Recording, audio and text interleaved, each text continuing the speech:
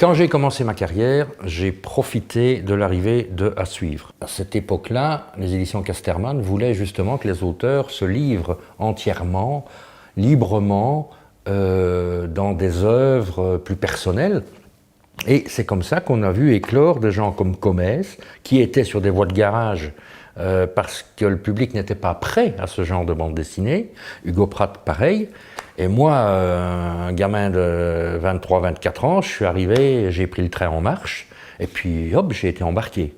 À l'époque, on ne parlait pas encore d'album, hein, c'était encore les revues qui étaient prioritaires. Didier Plateau, le directeur de À Suivre, nous a dit ce serait bien si vous en faisiez une dizaine, on ferait un bon roman à suivre, et on sortirait l'album, essayer de faire un ensemble avec toutes ces histoires, et c'est comme ça qu'on a fait le premier album. Fin 19e, début du 20e, c'était une époque difficile de vivre libre à ce moment-là. Mais c'était dans ce contexte de la guerre de 14, un peu avant, et puis pendant, qu'on a mis en scène, mais avec des idées d'aujourd'hui. C'est un personnage qui vit libre, à l'époque c'était pas possible.